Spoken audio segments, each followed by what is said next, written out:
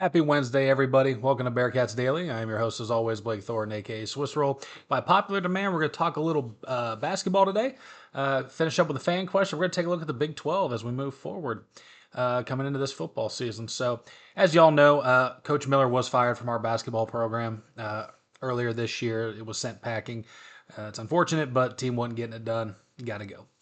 We talk about it every day on here. You got to win, you got to perform, and they just did. So, unfortunately, he's gone, and so is the team he built.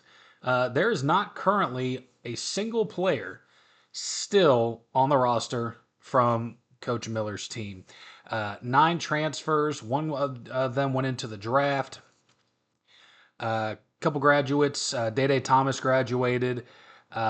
Baba Miller is the one that went into the draft. He was averaging a double-double this past season.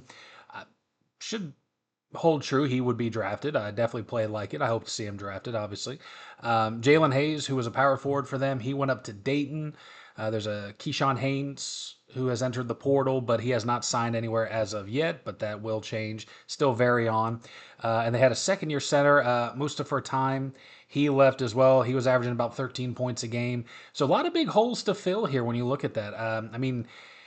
Baba was averaging 13 points, 10 rebounds. That's nothing to be upset with. That's solid production for college. You know, if you're averaging double-double, that's a massive hole that they have to fill. But with all that being said, Coach Calhoun has come in and really tried to bring his own brand of basketball into this. So far, they have 9 current players, 9 on the roster. Not a lot, obviously. There's usually more guys than that, but he's had to rebuild this team from scratch. So we're going to give him, a little bit of leeway when it comes to this, obviously. He did bring 3 guys with him from Utah State. All 3 were freshmen under him.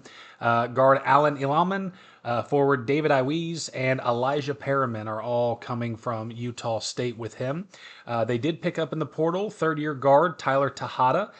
He was averaging 17 points a game, 5 rebounds, 2 assists. Be a great fit to come in and kind of not replace, but take over Day-Day's spot. He was all rookie team and rookie of the year. Sophomore, he was the conference sophomore player of the year. First team all conference, and he was a Lou Henson finalist. So track record says the guy can play, winning awards. Can't wait to see what he does here at the Big 12. Much tougher competition, faster, stronger. It'll be interesting to see how he does. And they also picked up redshirt freshman guard Eric McAfee. He is from Cincinnati. He's a hometown boy. Went to the University of Akron for 2 seasons. He did redshirt one of them. Graduated from right here, Moeller High School in Cincinnati. So hometown guy coming home. He was the All Mid-American Conference freshman team and Paradise Jam All-Tournament team as well. He averaged 7 points a game, 5 rebounds, and 1 assist per game. So Calhoun's really coming in, working that transfer portal. You're seeing a lot of young faces, a lot of young guys coming in that have talent that are going to mix in with these gentlemen who have been around the league a couple years, who've been playing in games. And I think that experience will help bring that talent even higher. So honestly, even though you can look at it as a rebuilding year, I think there's legitimate opportunity for them. I don't think it's going to be a complete, when you rebuild, usually it's a horrible, horrible season. But you got to remember the pre-conference schedules. Usually there's some, lighter teams in there that they pay to come in and get waxed off the court. These will be good games for them to get their feet wet, get together. It should be exciting. I know I'm excited to see what they do. And moving forward, the potential's there. You go to the sky for anything you could want with these guys. And they're playing with house money because not a lot of people have expectations for them. And sometimes that is the easiest way to go about playing is don't have expectations. Don't do anything more than what is about to happen because you can't control what has happened. You can't control what's going to happen in the future. So these guys need to just go out, play the game they know, rely on their skills, and that should be enough to get the job done. Do I think they're going to make the NCAA tournament? No. Do I think they're going to win the Big 12? No. But I do see them going above 500, and I think they could win at least one game in the Big 12 tournament. Probably end up in the NIT, and, it is what it is. But in terms of a first-year rebuild where you're having to rebuild an entire roster, through recruits and transfer portal, I don't think there's anything to be concerned about there long term. Love how everything's set up, and it should be interesting, especially in the Big 12 conference, um, which the Big 12 itself is starting to really get into it with basketball and football. Usually, the Big 12 was mostly a basketball conference for a long time. They had some good football. Obviously, you had Texas, Oklahoma, Oklahoma State, teams like that. But basketball has really kind of been a mainstay because of Kansas, especially. So coming into this season with for football, you're looking at Utah, BYU, and Texas Tech are the front runners this year. BYU did return 63% of their total snaps played from last season. So that means 63% of the most snaps taken per player are returning to the team. That's great. That's third in college football, actually. And when you return that much talent, especially on the defensive side of the ball, you, you can't really ask for much more in terms of opportunity because it's all there for BYU, and they are a solid football team. They are going to be tough to beat this year. Now, Texas Tech originally was the favorite originally, but then the stuff with Sorsby, they not knowing if he's going to be playing quarterback. You got their backup who has a torn ACL and is still recovering from that. Not sure how he would play. So the lot's up in the air with Texas Tech, but they did return quite a few guys. They are very solid all around on the football team. So look out for them as well. But I like Utah. And I know Utah just lost Winningham, who had been a multi-decade head coach there. But his standards that he set there should carry over, especially in this new program. He was big on offensive and defensive line play. They dominated the line of scrimmage on both sides of the football, and it really showed. And I think we will definitely see them move forward with that. They got help on the schedule, too. One of the top three easiest schedules in the conference. So a lot's in front of Utah here, and it's all in their hands to get it done. Fun fact, we talk about, turnover and who's returning what. 38 players got drafted out of the Big 12 last year. 38 players. This solid right there. 38 players coming out of the conference. Big 12. Can't ask for much. It's an interesting dynamic, though, because we talk like BYU has 63% returning. You look at Colorado, they're returning only 21%, which is 127th in FBS. They returned nobody, but of course Colorado's struggling. So UC plays them on senior night. I do expect the seniors to have a good night and enjoy themselves with a win. Colorado, bit of a slouch, if you know what I'm saying. And the other team that was kind of talked about for a while was Iowa State, but their running back, Jaden Johnson, left. And that is a massive hole that they now have to fill because he was one of the top running backs in college football. It was set up for a big season this year.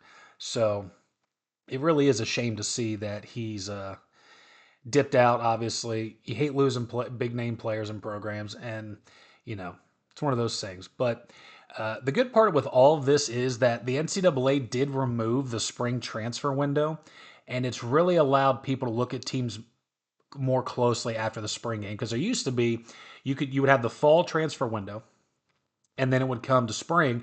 They would do that after the spring games. And nobody really knew what they were getting because players would automatically leave and transfer out, new guys come in, and you really didn't know what you were getting.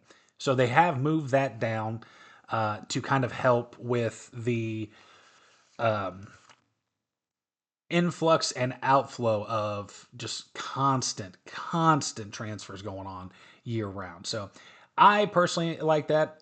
I would love to hear what y'all think about that in terms of the NCAA getting rid of the transfer portal. It is an interesting dynamic to only have one now instead of two. So only time will tell with that, but obviously I am quite the fan of it. Before we wrap up today's show, we do have our first fan question that was submitted in. We're going to go ahead and get one started. We're going to try to do this more often to end the show. Make sure y'all put your questions out there. This is from eWally22.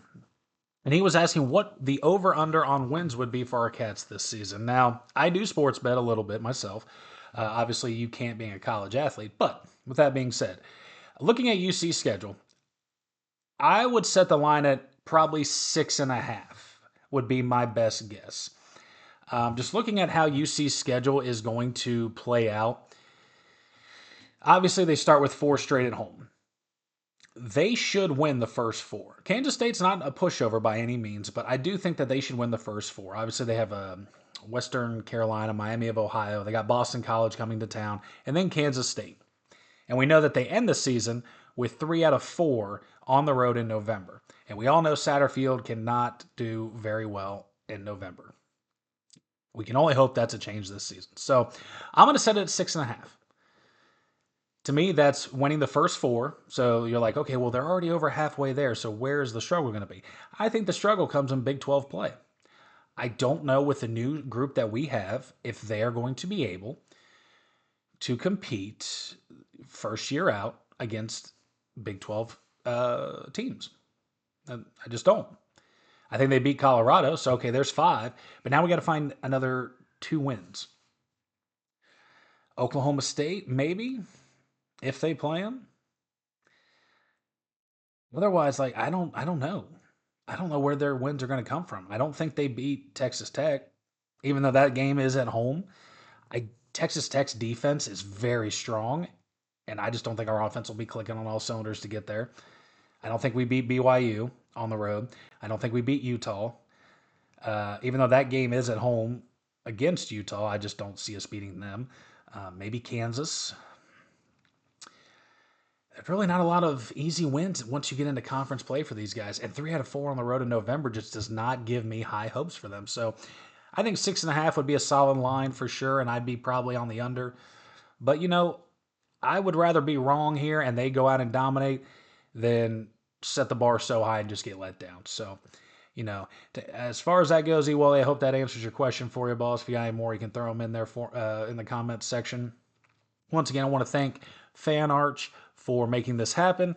Make sure you hit that like and subscribe button. We got to keep growing this channel, get more people in to watch, more questions, more fan interaction to make this a lot smoother for all of us. So appreciate you tuning in today. And until next time, I'm Blake Thornton. Thank you for watching Bearcats Daily.